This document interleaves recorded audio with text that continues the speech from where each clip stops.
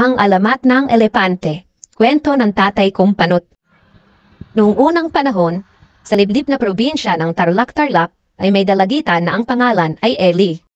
Isang umaga, persahan siyang ginising ng kanyang lola para maglaba ng kanyang mga panty. Kahit ayaw niya talaga, ay napilitan siyang gumising, maglaba at magsampay ng kanyang mga panloob. Umalis ang kanyang lola, pero bago umalis ay pinaalala sa kanya na huwag hayaang abutan ng gabi na nakasampay pa ang kanyang mga panty. Ngumiti si Ellie sa lola niya at sumagot ng opo, pero agad-agad niya namang binaliwala ang bilin sa kanya at tinayaan niyang abutan ng gabi ang kanyang mga sampay. Nung gabi din na yon ay nadaanan ng pilyang diwata ng hamog ang kanyang mga sampayin. Ikinumpas niya ang mahiwagang patpat at sinabing, "Panty ni Ellie, sa gabi nagpa-party. Panty ni Ellie, mabuhay ka at lumaki." Kinaumagahan ay nakita nila Ellie at ng lola niya ang malahiganting hayop sa kanilang bakuran at hindi niya na matagpuan kahit saan ang kanyang mga panty.